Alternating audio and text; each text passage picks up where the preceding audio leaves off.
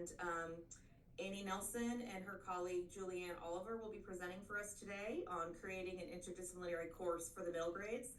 So Annie and Julianne, we're happy to have you with us, and y'all can go ahead and take it away. Thank you. Thank you for the intro. I'm Julianne Oliver. She's the instructional coordinator for the middle school here at Fulton Science Academy, and I am Annie Nelson. I am the head of academics here at Fulton Science Academy. And we have this presentation as a PDF with the QR code, so you can grab it if you want. Everything in the presentation that's underlined is linked, and you should have access to almost everything. So feel free to take it and use it all.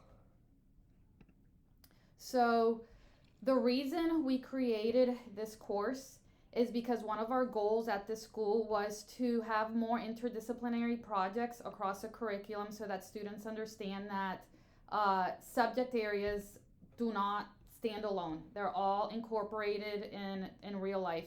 However, because of the way our school is structured, our kids are advanced and gifted students. So we have, for example, we have a lot of middle schoolers taking high school level math courses. So you can't implement something saying, okay, all sixth graders are going to work on this PBL across the curriculum, because they're not necessarily in sixth grade courses. They're in other courses. So this is one of the reasons that that I developed this course. Also, it's difficult for the teachers to actually plan together, because we are a private school, so they don't necessarily have their planning periods together. And we did try other projects, and they seemed forced. So, for example, we tried a sixth grade through ninth grade project where all the students had to write math stories, but there was not a lot of buy-in from the students. And it was just very, very difficult to implement, considering the amount of grade levels involved. So these are some of the reasons why we came up with this course. And also the AI revolution. We need to prepare our students for their future, and some of the things that this course focuses on is emotional intelligence, problem solving skills, relationship building, and leadership. Real quick, someone asked, I'm going to go back to the QR code for just a second, and then we'll show it again when we're doing questions. But if you scan the QR code, you can get a PDF of the slides and then everything linked. You should also be able to access all of the resources that we link throughout. So the results was basically, with all the challenges that we had, we created this anchor course. So we called it an anchor course because it anchored all the disciplines together. However, of course, we changed the name to Creative Problem Solving Course. So I'm just going to highlight some of these things. So the class itself is interdisciplinary, and we do have standards in that class. And it all revolves around a STEAM project that is student selected. It requires students to share what they came up with outside of the classroom. So there's actually a competition, an in-school competition that we had, and Miss Oliver here is going to go into more details about that. But anyways, so they get to share outside of their classroom, and we had mentors from high school who are in the STEM Honor Society, as well as mentors from Georgia Tech and other universities that actually came in, and they judged these projects. The other thing is that this course is conducted in a social environment. Students worked in groups. It wasn't just, one student worked on one thing. It was very much social. And they, of course, increase their group skills. They're working with the group skills. And then it's important that the resources, the more resources the students have, the better. So we're lucky because we're a private school, so we were able to offer some of our resources to them. However, parents would also chip in and get some things, supplies and stuff like that for whatever group their child was in. But of course, there's always grants and things like that can give more money for especially public schools that their funding is limited. So there's two things that as far as this course, as far as to getting the student buy-in, it's authentic learning. So students need to feel like they're actually whatever they're producing is real and is helpful and is real life. And then, of course, competition. So, as mentioned earlier, we have that school-wide competition expo, but in addition, we also encourage students to work on projects for the many academic teams that we actually have at this school. So, for example, the Georgia Science and Tech Fair, they could create something for that. The Georgia Science and Engineering Fair, First Lego League, Future City, and the Georgia Tech and Venture Prizes. These are all things that students can also compete in addition to the school-wide competition. And one of the things, our students are extremely busy and they have a lot of extracurricular activities. So this course also gave them the gift of time to be able to work on these inventions, if you want to call them, and projects. So there's kind of three different options. They can either create a project that they end up entering into the Science and Engineering Fair or the Inventure Prize, something standalone. Some of them create a project just for their own passion. It's never entered into a competition. Mm-hmm. And then some students come at it from they're already on an academic team, they're already on Future City, they're already on FLL, and they use class time to work on that project for that academic team. And we schedule so that they're with at least one of their team partners during the class. And everything underlined is a link in this presentation, so it might be to research or to resources. So, of course, any course that you implement at a school should have standards. So we did include standards in this course, specifically standards in math, science, technology, and engineering. And the key here was that students' projects needed to meet at least one standard under at least 3 of those disciplines. So, for example, do you want to leave? Yeah. We'll show you here in a second. Okay, there we go. So we have the next generation science standards. So these are the standards. So the students would, if their project had something to do with science, they needed to have at least one of these standards in there. And then technology, we use the EST standards. So almost all of them had this piece. And then we had the engineering, next generation science standards also that they could pick from, and then we had the math standards. So out of these 4 disciplines, 3 of these disciplines needed to be included in the standards in regards to each of these projects. And they were allowed to choose the 3 areas and choose the standard that they wanted to cover. Yeah, and additionally, the ELA standards and the art standards, while you don't see them there, it's because they're naturally infused into this project through assessment. So for example, students had to create websites, and there was a lot of writing. They had to give presentations. There was a lot of collaborating. When they worked on their prototypes, it involved aesthetics in regards to art and things like that. So that's why you don't see those in there, because they're just naturally infused into the actual project itself. Okay, so before we started the course, we really wanted to get teacher buy-in, and we wanted the teachers to collaborate with us and not just have it be something that we wrote and told them to do.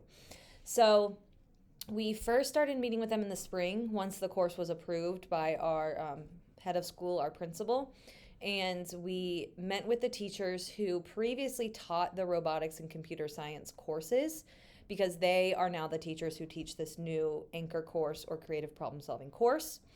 We needed them to be the teachers because second semester of the course is computer science, and not anyone can teach computer science and coding. And additionally, a lot of students use computer science and coding for their creative problem solving class courses. So they might 3D print, they might code an Arduino, they might just code different programs, make an app. So we wanted to get their input on the course and have them collaborate with us as we did all the final details. So how many standards should they choose? What should the assessments look like? What should the rubrics look like? Should it be a semester and then a semester, or should there be coding and the creative problem solving course throughout the whole year? So we met with them several times in the spring and then again in the summer. The summer was a lot more focused on tangible things like the assessments and how to grade them. And then this ensured that they had some ownership over the course and some say in the course, in that they were on board and thought it was a good idea and excited about it. That way that would transfer to the students, and that way they had some ownership and buy-in. So our middle school just runs on a 52-minute period schedule, and students have specials every single day. So they used to have computer science 1 day a week and robotics 1 day a week. And what we did essentially was combine those so that they have the creative problem solving class 2 times a week. First semester, second semester, they have computer science 2 times a week. So they're not losing any of their computer science instruction, because it used to meet 1 time a week for a full year, and now it's twice a week for a semester. And then the robotics is really integrated into both semesters. It was found that there was almost not enough to teach when we did it the old way, so this is actually like a more robust way to do it. So we created those schedules, and again, the tricky part came in when we tried to put people into the same class if they were on the same academic team. So that throws a wrench in scheduling, but it's not something that has to be done. We just wanted to be able to incorporate those outside passions for them. And the first semester creative problem solving in January, we have our competition. We called it our creative problem solving class expo. And this is when we had the undergrad students visit and judge our students. So one of the teachers created the form for judging, took the rubric, put it in a form. Each of the undergrad students had an iPad that they would grade on and submit. So the groups were numbered. So I'm grading group 2 and I'm going to submit it. And they all did different sections to get top 8. And then they all judged the top 8 to get our top 3. And the top 3 were awarded cash prizes, like 500, 300, and 100, pretty high cash prizes to help with that competitiveness that a lot of them are motivated by. And then we also had teachers and administrators at the expo to just be able to see the projects, and we announced the winners at our award ceremony in January. So I want to add to what Miss Oliver was saying. So as far, you're going to learn more about the specific details about this course here coming up. But if you're not able to have a standalone course, this is easily modifiable, where it could be a school-wide anchor project where all teachers across a curriculum can tell students to work on this project if they finish their work early, or on those off days, or maybe, sometimes when there's substitutes, not a lot of stuff gets done, right? But that's something they can work during, when the teacher is not in school, things like that. So this is easily modifiable. You don't necessarily need a class for this. And it could be grade level, or it could be school-wide, but it could be great for grade level if you have grade level team meeting time and planning that collaboratively. This worked better for our school because we have so many students who are accelerated. Yeah. So a 6th grader might be in a 9th grade class, like she said, so doesn't really work out to do it grade level. But we also, for scheduling, we had 7th and 8th graders mixed in this class. The 6th graders were by themselves, but the 7th and 8th graders were mixed for this class. And for all their specials classes, music and everything. Yep.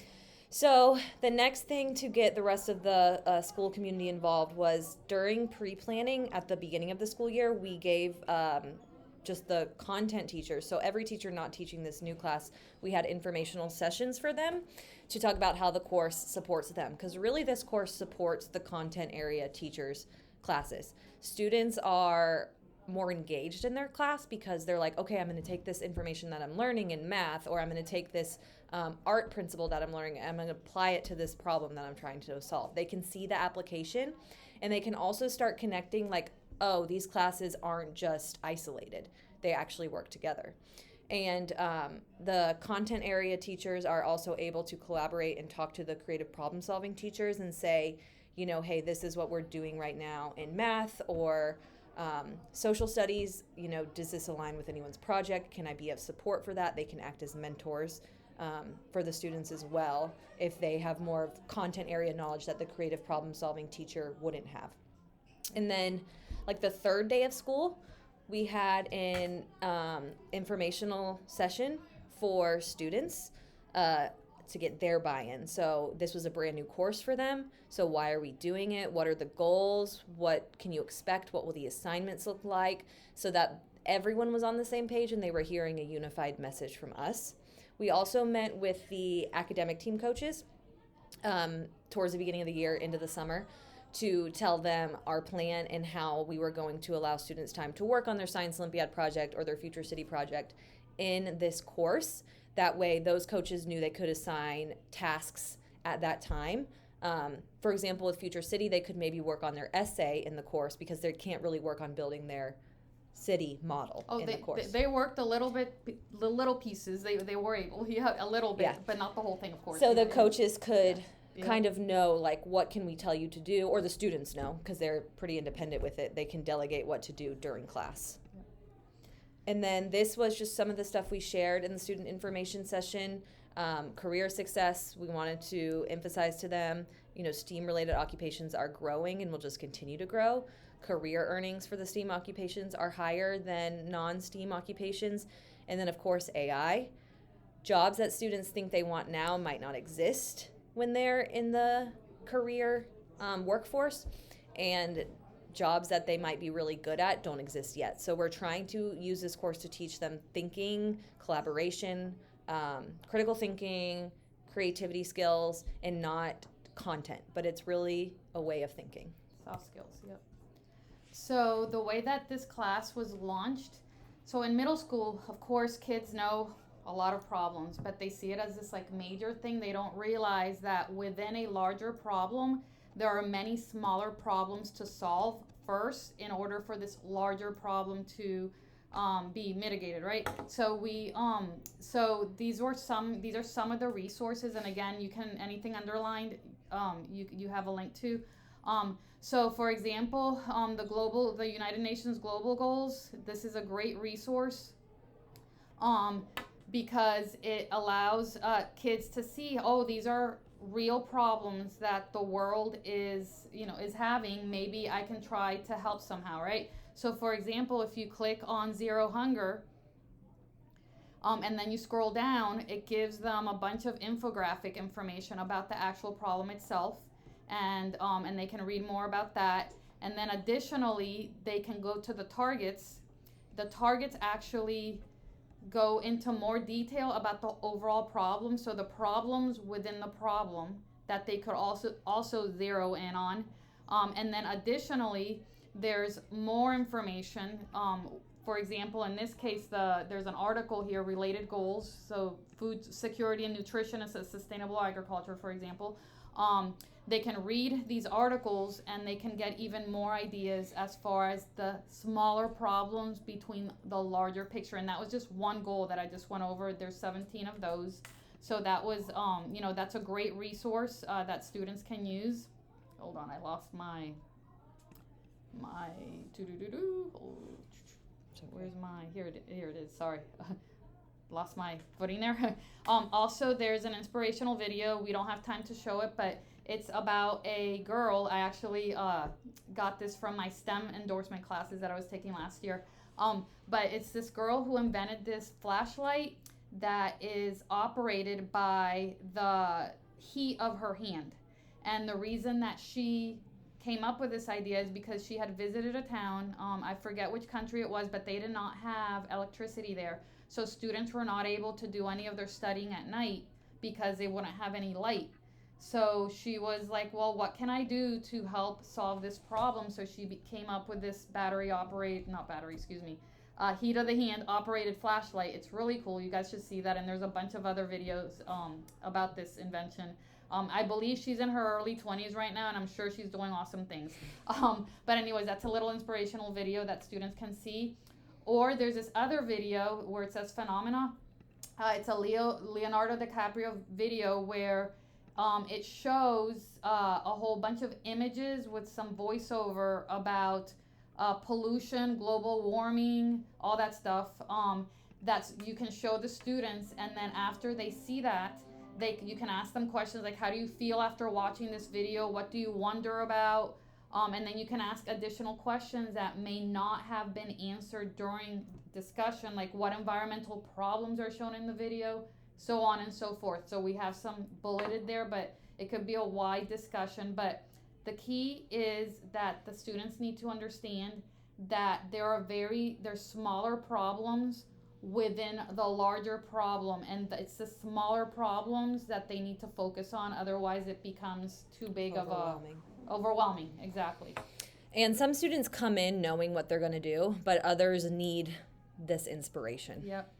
So then the teachers went over the engineering design process, and there's lots of different graphics for this. This one was one that was shared with me when I was getting my STEM endorsement.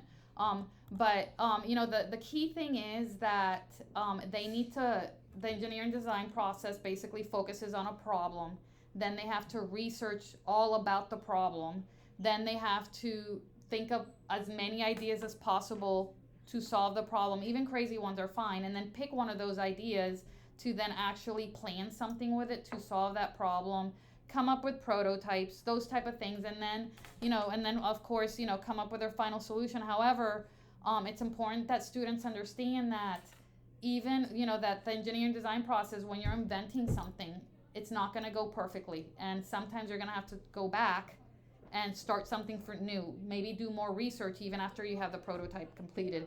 So it's not this linear thing, it's constantly being worked at, and you're constantly improving whatever it is, whatever the solution is.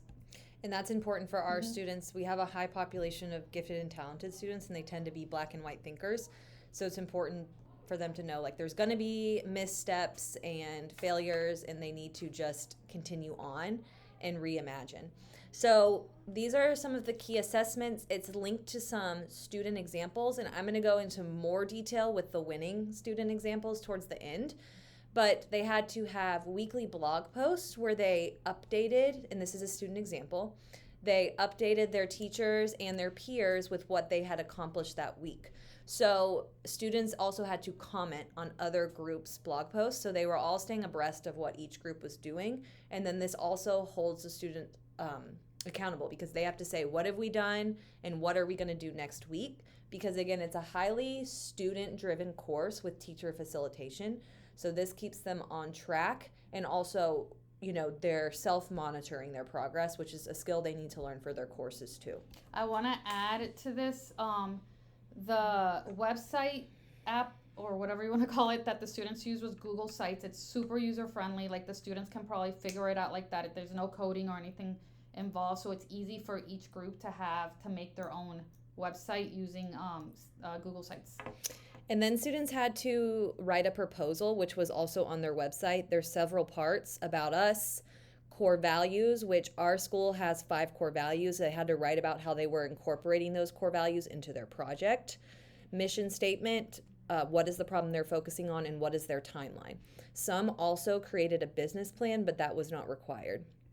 And again, these are incorporated on the website, so you can see these students have, how are they going to incorporate integrity into their project, and they write about that. And then they also have the little about them. Who are they? And you can see they try to incorporate it into why they're solving the problem. So this student's played a violin for 5 years, which goes into their solution, which they're one of the winning ones. So we'll talk about that one a little more. Students needed a scaled model, and that might be digital, it might be a drawing, or it might be a physical model. So they have a scale drawing, this particular group, and then they have a prototype that they brought to the final competition. Lastly, they had a class presentation. They could do that on Canva, on Google Slides, any medium they preferred, but they had to do this in class for a classroom grade. And then for the expo, some of them used the slides, but some of them just had their prototypes and talked through it with the judges. And then we did create rubrics, and again, you'll be able to access these with the link from the slides. And we created these ahead of time. That way everything was clear for the students and the teachers, what they would be graded on for all the different assignments. They also had to complete peer evaluations and self-evaluations. So how did I perform and contribute? How did my peers perform and contribute, to make sure everyone's contributing equally? Okay, so these were the top 3 student projects. So the violin chin rest and this came from, again, I just showed it, but this came from students. Can I just say something? So sorry. The whole idea was how can they make the world a better place? So these were students who already had an idea. So that brainstorming links that I shared earlier, these are not those type of solutions. However, these are these do make the world a better place, maybe for individual people. But yes, I just wanted to say that. Go ahead. So these students had already been violinists, and they're really, into that. And also, I've seen one of these students play the violin. She's amazing, but it can be a little uncomfortable with how you rest the violin on your shoulder and chin. So they made this chin rest to make it a little bit more comfortable. So this was something they were passionate about.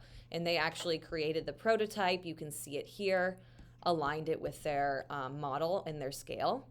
That was one of the winning projects. Another one was dog lovers. So they wanted a light up leash, you can see in the bottom here, for their dog safety. So humans wear reflective clothing, and we might wear like the flashing headlights if you run or walk when it's dark out, but they wanted that for their pets as well. And this was actually remote controlled too, so the owner can turn it off, turn it on with a remote. And they were even in the process of trying to make it auto, so it senses the dark and turns on. If they were to patent it or something, that would be their final, what they wanted to do with it to make it the best. So it's all about safety for the pets, so not just having their name on it, but having light up so you can see animals in the dark. The last one was a lot of coding. So these students wanted attendance to be a little more accurate. Maybe sometimes they've experienced being marked tardy or absent when actually they were in class, and they find that an injustice. So they used AI and coding principles to create an AI camera that would be in all the classroom doorways and would take attendance. Also, when do students go to the restroom? This makes teachers' lives easier too. I would love if we could really have this. Yes. You have an auto log of, who's using the restroom every single day at the same time for 10 minutes. You have proof. We all make mistakes, and we might accidentally just mark someone absent. So you can go back and fix it, and you don't have to take someone's word for it. So assessment is spelled wrong on their website because they were, really into the coding, not so much the spelling. So those were the top three, and the AI camera was actually the first place. And that kind of goes into this slide because the 8th grade group was the winning group. So the AI camera was full of 8th graders. And what we found is that the 6th graders needed more structure. So they do not have as much knowledge on the 3D printing, the coding, design principles as the 7th and 8th graders do. And that was a speed bump, a hiccup that we encountered this year.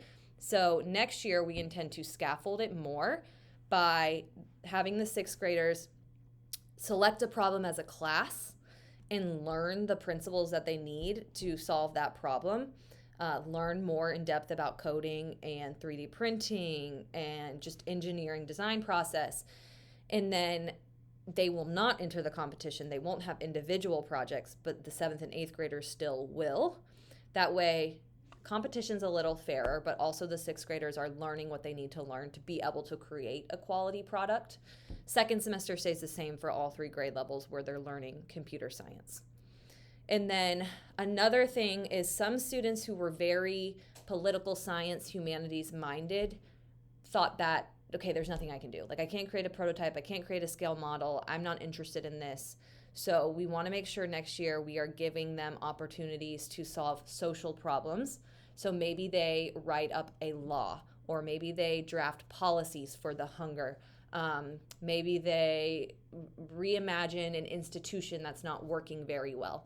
And a lot more like writing documentation. How would they propose a bill? They could research that process, use their social studies knowledge. So making sure we have rubrics that kind of align with that type of thinking as well are 2 of the things that we want to improve for next year. So I think we have about 10 minutes for questions. And these are our emails. Feel free to jot them down, take a screenshot, and I'm going to go back so you can get the slides so that you can refer to everything. So this QR code in the top right will link to a PDF version of the slides, and then all the links will work from the PDF, and you'll be able to access everything except a couple student websites that require sign-in, but you'll be able to access at least one student website, the rubrics, all the research, everything. Thank you, Annie and Julianne. That was a great presentation. Learned a lot about your course and how y'all designed it and all the work and thought that went into it. So thank you for sharing that with us. Like our presenters said, we've got about 10 minutes for questions. So if y'all want to come off mute and ask them, or if you prefer to type them in the chat, I think Annie and Julianne are monitoring the chat, and I